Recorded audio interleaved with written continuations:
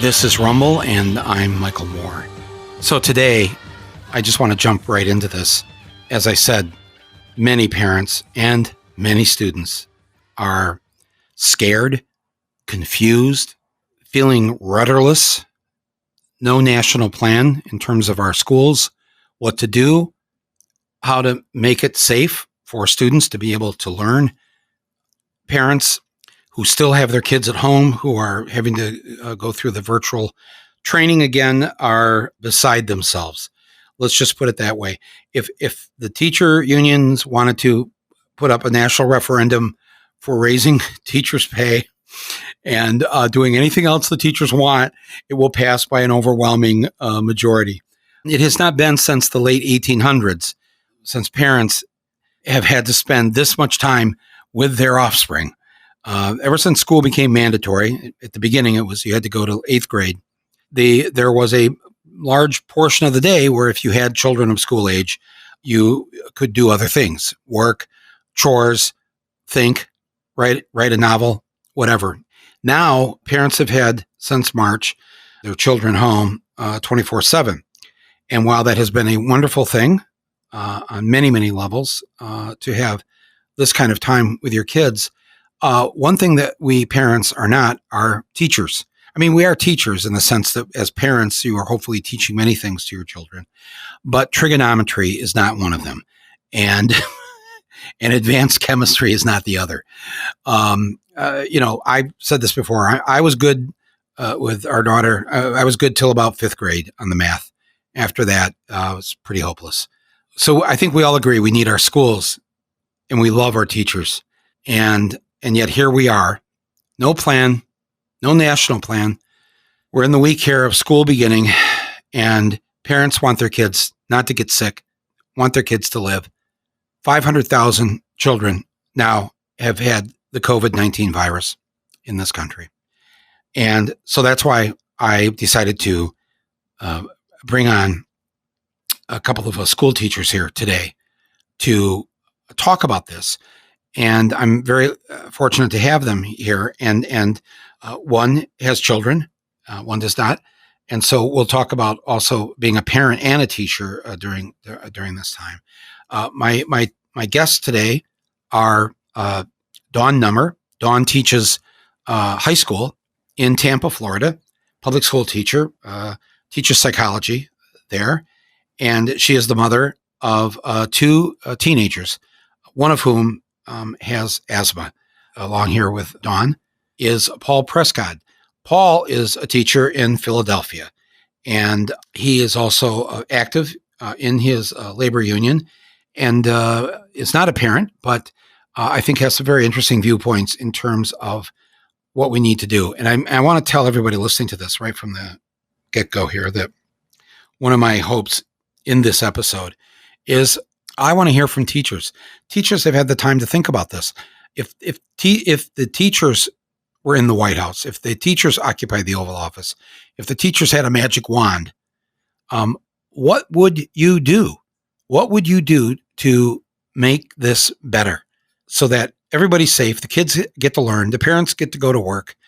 I'm hoping by 45 minutes from now, those of you listening to this can walk away and have a discussion with both the adults and the children in your house about, we need to get organized, we need to be active, and we need to fix this because it is not fixed right now. Let me start with you, Paul, from Philly. Paul Prescod. Do you teach, I forgot, you teach high school, is that correct? Yes, I teach 9th and 10th grade social studies. 9th and 10th grade social studies in the Philadelphia public schools. And so can we just start with the end here? That question I posed in the introduction. What would you do? What would you do if you were put in charge of some sort of national education plan to keep everyone safe, teachers safe, students safe, and parents mentally safe? Yeah, well, first, thanks again for having me. At a very base level, we just cannot be forcing this issue, forcing students to be going back when it's unsafe, because we all know what's going to happen. It's already happened in certain districts. Temple University, which is the university in Philadelphia, they just reopened in person, and I spoke to both students and teachers there, and they said, I'll give this about 2 weeks. And 2 weeks later, they had to close down. It was a mess. It was chaos. So we don't need to do this. So at a very baseline level, if it's not safe to go back from the science, we should not be sending people back. And that means we got to make virtual learning as good as it can be. I don't prefer virtual learning. I don't think many teachers do, but that is the safest option right now. And some things, we had to fight in Philly to make sure everyone got free internet access. So many of my students and families don't have access, and that involved pressuring Comcast, which does not pay property taxes in Philadelphia, pressuring them to give free internet to students and families, which they wound up doing. So we got to just provide all the resources to make that necessary. If that means giving out laptops to every family without cost, that's what we need to do. And I think there should be very clear guidelines established for when will it be safe to go back. We don't know how it's going to turn out with the vaccine or the virus in general, but there should be a guideline, where if cases have been going down by this much for this many days or weeks, then it's safe to go back. If it's not clear, then it's going to be a fight when the time does come where they're going to start pushing us back. So we need proper guidelines around that. And this is a moment, to start taking care of some things we've been wanting for a long time. So we have a huge issue in Philly schools that are crumbling, that have lead, mold, and asbestos, and bad ventilation issues. So we're sending kids back when COVID is still out there and the ventilation is not good. That's also going to be a disaster. So, we should take this time while we're out of the buildings to be fixing them and providing an environment that's actually fit to learn in. And so much of this, of course, is connected to dealing with the virus overall. So, the quicker we get this under control, like so many other countries have, the quicker we can go back to school. So that, of course, involves everything, whether it's testing, contact tracing, making sure people are secure economically so they can stay home. The fact that we only have had one stimulus check in all these months is just mind-boggling to me. And this comes down to, you really have to bite the bullet now. It's if we were to go back with social distance measures, and so that means buying, paying for PPE for everyone, for shields, maybe even hiring many more staff, because we can't have 30 kids in a class, which is unfortunately the norm, or even 40 or more. We can't have that many kids in a class when there's a global pandemic. That means you have to hire more staff. You need to do that. There needs to be massive expenditure at the federal level on education, on all the kinds of resources we need to make this work. Our next teacher here that's with us today is Dawn Nummer. Dawn teaches in the Tampa, Florida school district, Hillsborough County, one of the 10 largest school districts in the country. And Dawn teaches high school, teaches psychology to high school. I could have used that class, by the way, when I was in high school. But Dawn is a mother, and she has two teenagers. One of them, she told me, with asthma. So, Dawn, welcome to Rumble. Thank you for sitting here with myself and Paul. And so, what's the situation? Because I've been following Florida a little bit. You've got a right-wing governor, DeSantis, who's referred to as no science DeSantis. He's anti-science. He's ordered all the schools physically open for students to physically be back in school. And I believe this started a week or so ago, August 31st. And you were amongst the teachers who were fighting this idea that it was too risky for the teachers and too risky for the students to have in-person school in school buildings when Florida remains one of the hot spots in this country for COVID-19. Dawn, again, welcome. And I hand you the magic wand and tell me what you would do to fix this and to come up with a better solution than the one it seems that we've been offered for our kids being back in school. Well, thank you, Mike, and I appreciate you having me on the show. Well, I guess I'd like to just parrot a lot of what Paul said. I mean, he has a pretty good plan. What needs to happen is that we need to follow science. So there needs to be a specific metric that we agree on as a nation. Um, and that metric, I mean, we tried to, what has basically happened is that, as you stated earlier, there is no national plan. And there really isn't even a plan at the state level. So what's happened is this has basically gone to local school boards to try to come up with a plan. And in Florida in particular, our school board did a good job. We brought in medical experts. The medical experts did come up with a metric. They said when our county, Hillsborough County, um, gets to a 3 to 5% positivity ratio, at that point, it would maybe be safe to start having students come into the classroom, maybe elementary students first, have them cohort, meaning we're just going to have elementary students, small groups, they're going to be social distanced, and they're just going to stay with that one group all day. High schools, middle schools, they change classes all the time. And plus, they're better at virtual learning. So for them, it's okay if they stay home. Plus, they don't really need as much supervision at home. So for them, it's okay if they stay home and do virtual learning. But it's important to get those youngsters, those kindergartners, first, second, third graders in a classroom with a teacher. So that was sort of the plan that the medical experts stated to our school board. It seemed like it was a good plan. But what happened was our county voted to postpone the brick and mortar or the face-to-face learning for at least 4 weeks. They were trying to wait until that metric was met. But as you say, no science DeSantis and his buddy, the education commissioner, Richard Corcoran, denied that plan. They threatened to take away funds from our county to the tune of $200 million. And so we really couldn't follow through on that. And so because of that, now thousands of teachers who are high risk and teachers who have dependents like me who are high risk are being forced back into the classroom.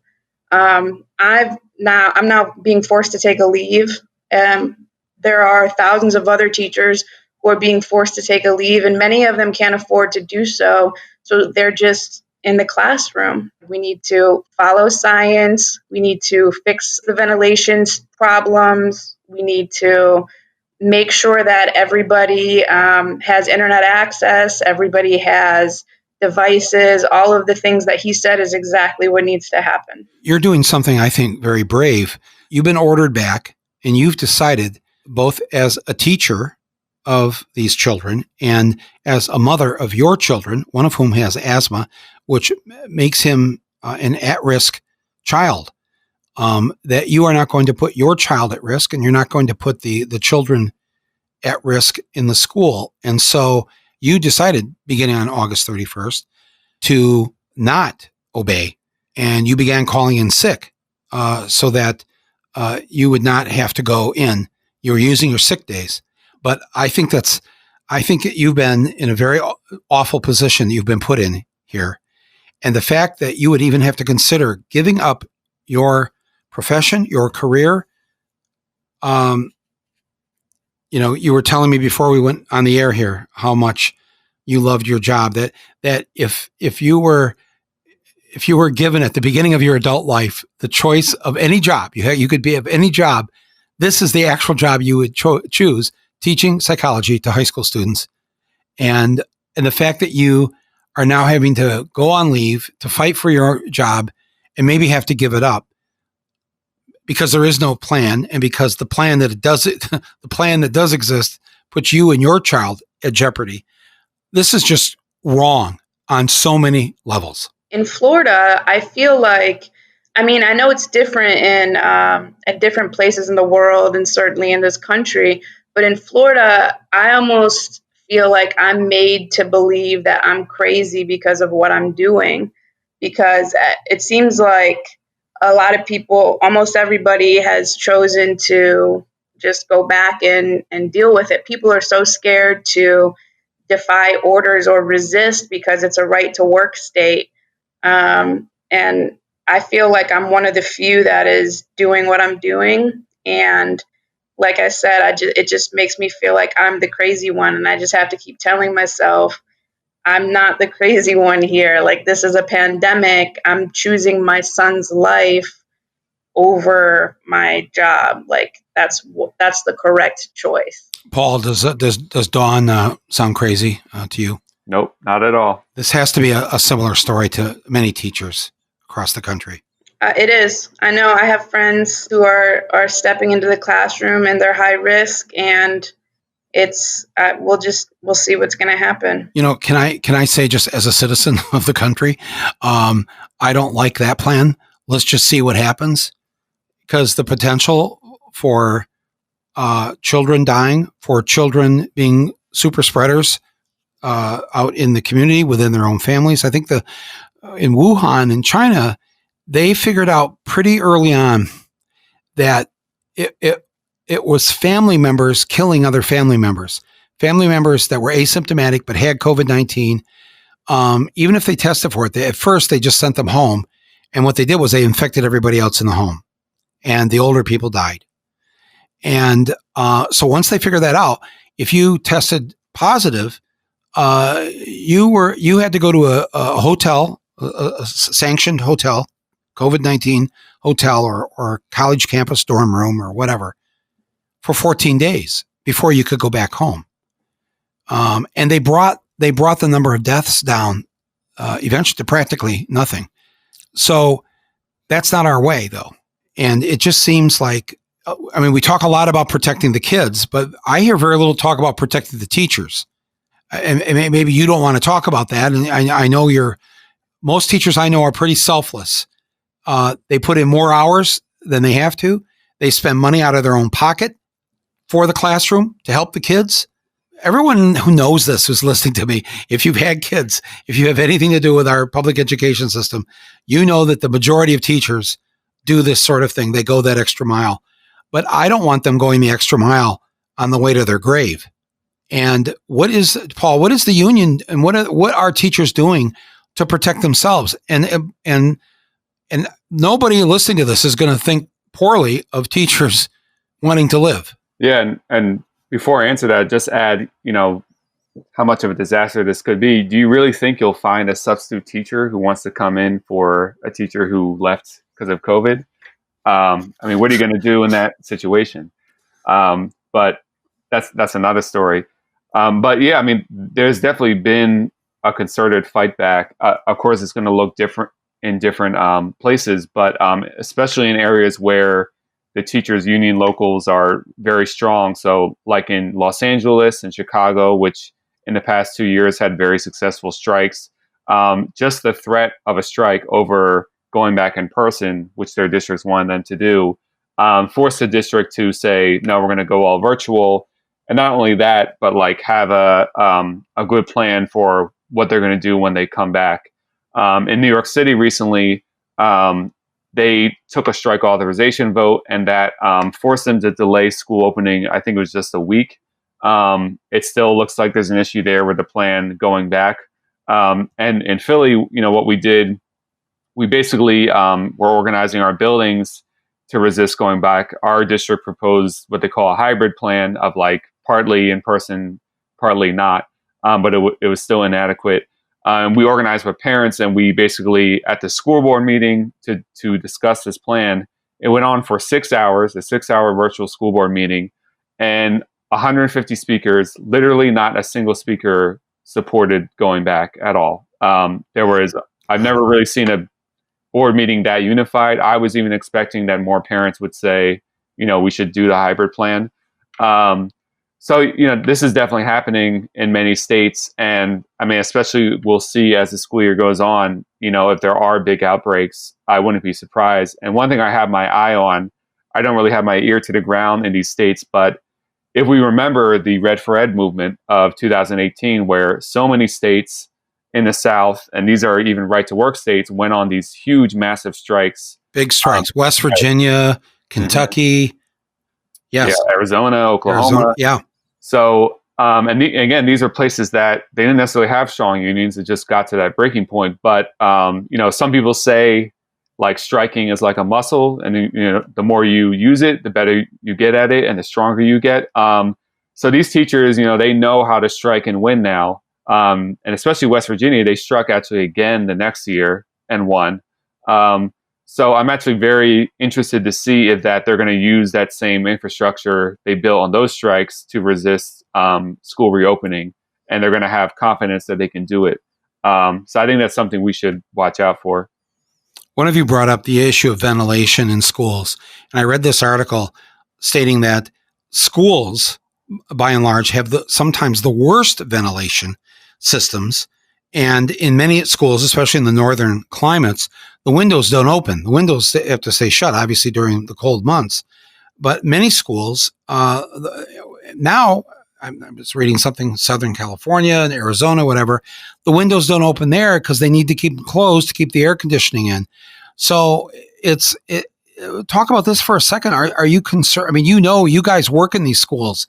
Are you happy with the ventilation systems? Do you think that this is all we need to fix is just get some good ventilating going on in there and zap the virus, as that one rally of evangelicals said they bought those special machines? Well, I mean, I would say ventilation is a start. I mean, I think that there has to be a combination. First of all, we have to get the virus under control before we can even talk about going back. And I don't know if we're going to talk about under control locally or nationwide. That's a discussion that we need to have and agree upon. But either way, the virus has to be under control at some level before we can talk about going back. I've had doctors on my podcast here from the NIH, from Columbia University, from Harvard. They have told me and said it publicly on this podcast that this is not a 1-year pandemic. It's not probably a 2-year pandemic. It's more likely a 3. And even one former NIH official said a 4-year pandemic. We're in this kind of for the long haul. We've never had a vaccine developed any quicker than the one that was developed for mumps. That took 4 years. So all this foolhardy talk about we'll have a vaccine by election day, or we just got to get through the flu season. We'll be okay. One more hot season, we'll get the summer, we'll kill it. All this nonsense we've been told, it's all been wrong. Remember when we were told that young people can't get it, that they were not at risk? So everything we have been told has been wrong. And so I have just decided to listen to the scientists only, and especially ones that don't have a political leg that they have to stand on. They don't have to worry about their jobs or whatever. We need the truth right now. And what I hear is that this is a 2 to 4 year pandemic. And if that's the case, you're right. Just putting in new filters in the school ventilation system is not going to be the fix. What are we going to do? Because I got to tell you, I haven't seen or heard of the virtual learning that's just started this week. I've heard from some parents that the Google Room, the Google Classroom, they've invented some things that are helpful for teachers. Microsoft has got some software. So, the apparatus itself won't be maybe as clunky as it was back in the spring. But I got to believe that, and it's so good to hear that parents were that supportive at that school board meeting. But I also know that parents and students don't want to be learning from a laptop or telephone screen. This just can't be the best way. Is there something that I or others are not thinking of to where we could make this better? Especially, I'm thinking like single moms who have to work. I mean, at some point, if not already, they're having to go back to work, and there's no childcare in this country. We're not France. We're not Denmark. There's people don't have the money for that. I'm sorry to pose this in such a catastrophic tone of voice, but I listen to enough parents. I get enough emails and enough voicemails and whatever from parents, and they're climbing the walls. Their kids are climbing the walls, but they've got to keep their kids in front of a computer screen, and yet they've got to do their job too. What do we do here? I was just going to say, I mean, what makes this pandemic so tough is that there really can be no small scale solutions. You're either going to have a big, bold plan or there's not going to be a solution. And a lot of people have talked about how pandemic has really revealed the holes in our social welfare system, or really our lack of any kind of welfare state or social safety net. And this is where, if you want to deal with this dilemma with parents, we should be getting monthly stimulus checks, or the government, like they've done in Germany and some other places where, they cover your 70% or 80% for the company, while the company covers the other 20% of your wage, so you can stay home. And we would develop a child care system. But yeah, it's going to take a bold national solution to really get at these problems. There's really no going small in this moment. I have people that listen to this podcast around the world, and after they get done listening to an episode like this, they send me an email, and the level of sorrow and pity that they have for us as Americans is profound. They actually love this country. They love the Americans they've met, and they just can't believe that we have to go through something like this when they at least have some of this figured out and are able to protect their kids, protect their teachers, have the childcare that's necessary. And of course they have free healthcare. If they end up in a pandemic, their first thought isn't, oh my God, I've just lost my job, which means my insurance is tied to my job. So now I have no insurance. Even if I'm getting unemployment, I have no health insurance. And this is an added stress on everybody in this country right now. They don't have that stress in virtually every other democracy on this planet. So they feel bad for us that the great United States of America has these kind of third world country living conditions and working conditions. Nobody should have to go to work worried about whether they're not going to be able to go home alive that day because somebody sneezed. I don't want to turn this conversation into about the election, but that's kind of an elephant in the room. And, and I think it's okay. It's okay. Partly from, we have these movements developing over the last few years and sort of this Energy from the Bernie campaign. I do think there is an opportunity, maybe just maybe, with a Biden administration, if they're elected, there might be some space to push for these things. And there does come a point where if the government just can't totally, ignore their responsibilities during a crisis of this magnitude without there being some political consequences. And I think they know that. And so I think there could be space to really force through. We'd have to fight for it, but for a really more robust response to start taking care of these issues. And I think someone like Biden would be kind of a little bit vulnerable to having to do that.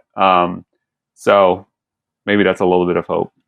So what you're saying politically, though, is, well, obviously we all need to get out and vote.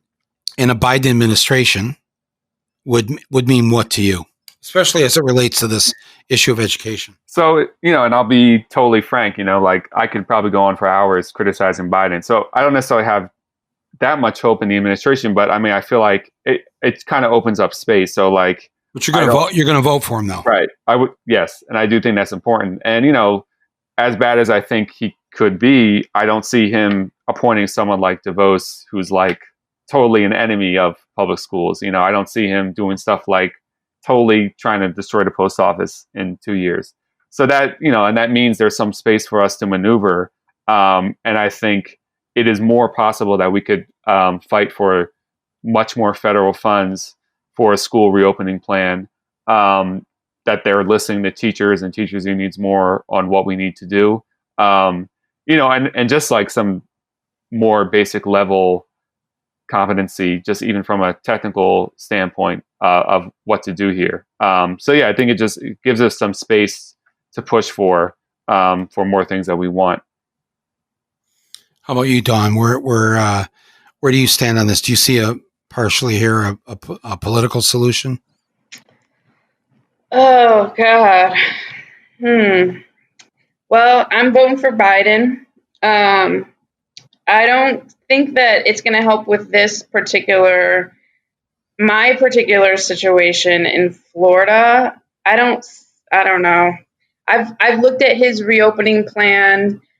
I he hmm, I don't Go ahead. see You can say him. it. Go ahead. It's okay. I don't see him really doing much to overturn DeSantis and Corcoran's executive order. There is a current litigation that our Florida union has. They're in court right now, and actually, the union won the first ruling, but basically they appealed it. It's probably going to end up in the Florida Supreme Court, and there's a lot of justices there that DeSantis has appointed. So basically, we are being told by our union that probably the executive order is going to end up staying. So I don't know what Biden can do about that or what he will do about that. I heard him say that he will encourage people to follow science, but he also believes in the Constitution and local authority and all of that. So states' rights. Yeah, states' rights. So I'm not feeling overly confident that he's going to help me in my particular situation. I mean, Dawn, you're a mom, so this isn't just about the students and the teachers. This is about your kids. Right. Have you sent your kids back to school, in-person school? No, obviously not. You're not going to, right? No. So we have a choice. As a parent, the parents have a choice. So even though the executive order is that everybody has to open up brick and mortar or face-to-face, the counties have the option to give a choice to the parents. So the parents of Hillsborough County and many of the other counties have a choice. So I had a choice for my sons, but the teachers are the ones that don't have a choice. And teachers that are high risk, especially, I believe should have a choice. And teachers that have dependents that are high risk obviously should have a choice. I really think that this is an American Disabilities Act issue and a legal issue, to be honest. I think that this is something that's going to end up being hashed out in court here, and we'll see how it goes. I think we should just leave open the possibility, and it'd be, of course, very unfortunate for it to get to this level, but if in certain areas there are outbreaks and issues, I think the environment quickly changes and there is more of a likelihood that teachers could get parent support to force it to go virtual. Again, you don't want it to get to that point, but I do think the climate in any given area could change fairly quickly depending on conditions. Let me ask you this. You both teach high school. So if we do have 2 more years of virtual learning ahead, so that means this past year, and then 2 more years of it, how far behind will our students be as a result of having been taught by an iPhone? I think that depends on the kid because, I work at a Title I school, meaning that I have a lot of students that are low socioeconomic status. And a lot of the students just didn't check in simply because they don't have a device and they don't have internet access. So what Paul was saying earlier about making sure that all students have internet access and have a device is key. The ones that don't are falling behind, and that's just what it is. The ones that do, I'm telling you, most kids, they want to learn. They want to be engaged in school. They're bored at home. When I'm holding Zooms, a lot of times after the Zoom, they're like, hey, can we just hang out after class like we normally would? And I'm like, sure. And the kids will just sit there and chat and talk because they're so socially deprived. So it's not like the kids are anti-school and they're not wanting to learn and they're not wanting to do anything. They're excited about being in school. At least my kids are. I don't like when people say virtual learning is like subpar. I think virtual learning can be comparable, especially at the high school level. There are a lot of really good programs. I think the teachers sometimes don't know how to use the programs and maybe aren't trained on them. But I think that there are a lot of really good programs. So I don't think they necessarily need to be falling behind. But again, they have to have internet access. They have to have the devices. I think if we can all just stick it out for a little bit longer, be patient, be supportive of teachers. I know. Paul was saying earlier that at his board meeting, everybody was supportive of remaining virtual.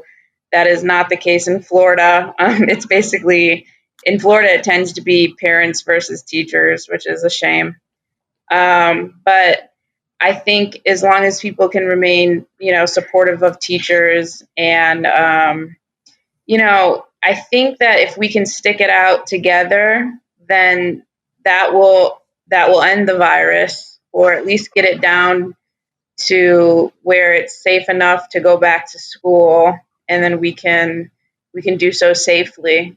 And this will be all over a lot quicker. If we're trying to go back now, this is just going to end up, schools are going to open and close repeatedly, and this mess will just continue for years, as you mentioned earlier in the podcast. So, I think if a parent and a teacher, if they actually talk to each other, even in a place like Florida, they'll probably find they agree on 95% of this and have the same goals.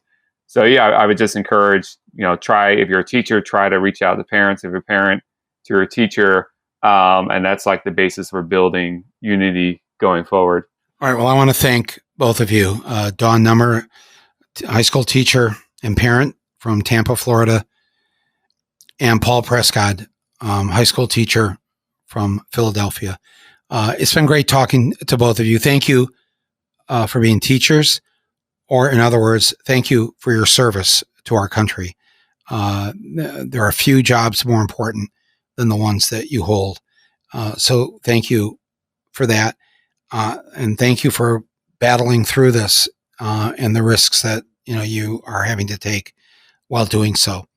And thank you to everybody who's been listening. I'd love to hear your feedback. You can write me at mike@michaelmoore.com.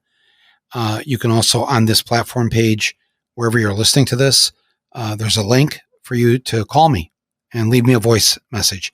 I think that the tape cuts out after 60 seconds, but I would love to hear your ideas and your feedback. It's very important to me. To the young people who are listening to this, I want you to know that there's a lot of adults who care deeply about what you're going through. I hope that you can find your way. A lot of this is in your hands, and maybe it feels like it's a little too soon that this kind of responsibility would be heaped upon you, but such as it is. And I think most of you have the wherewithal to find ways to get through this, to keep learning, educating yourselves. By now, especially high school students, that you can't completely depend on the adults to make this good for you. Because the adults, as you've seen by now, we're only capable of so much. We do our best, but you're going to have to take this one too. Put it in your hands. It is your life. It is your education, and the rest of your life will be heavily influenced by the things that you do now. But unfortunately, we've handed them such a crappy world where the planet is dying, and democracy in many places is dying. And so they're going to have to get active sooner rather than later to fight for their own future. So with that happy message, I leave you, and we will revisit this topic very soon. And I may have some ideas actually for parents and students who are home learning virtually, something that maybe we could make this a little more fun too. All right, everybody, that's it for Rumble with Michael Moore today. I know at least Americans are in some form of shock or hostile aggression toward what we learned here in the last day or so from Bob Woodward and from the president's own lips, that he's known about this the whole time. And he knew how bad it was.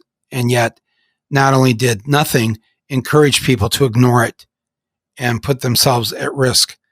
It's the sickest thing I think I've seen in my lifetime. And I've seen some pretty sick stuff from politicians. This one really takes the cake. So we'll get into that too in the coming days. Early voting is starting soon. I know in Michigan, you should be applying for your ballots, your mail-in ballots right now. And I think they'll be available in most counties by the 28th of September. Some counties even earlier than that. Do not put this off. Do not wait. Get your ballot. And if you can, return it in person to the county clerk, the city clerk, the village clerk, whoever handles the ballots in your town, your neighborhood. Take it there in person if you can. If not, then get it in the mail as soon as possible. Please, again, do not think every time, remember, this, every time you thought Trump was cooked, somehow he just turned himself over, basted himself, and kept going. Every time you've said to yourself in the last 4 years, including go way back to the Billy Bush tapes, and or what he said about John McCain, oh, that's the end of Trump. How many times did you say that? Oh, that's the end of Trump. It's never the end of Trump. Put that thought in your head. We are the only end of Trump. That's it. You and I and tens of millions of others are going to have to forklift him out of there. And we will do that. But don't think the Democrats are going to do it for you. Their game plan, as I've told you, is not solid. Even if it was, don't put your faith in anybody other than yourself, your family, your friends, and make a list of people right now you're going to get to go to the polls or get their ballots in early. Think of 5 people you know that are non-voters, people that don't vote. Let's get them to vote. Lots of things we can be doing. We'll talk about it more on upcoming episodes. But don't despair. Don't despair. But also don't gloat. Don't think that Trump has thrown himself off a cliff. He's thrown himself off many cliffs. That may be why he's so orange. I don't know. But he ain't going away. And neither are we. This is Michael Moore, and this is Rumble. Take care.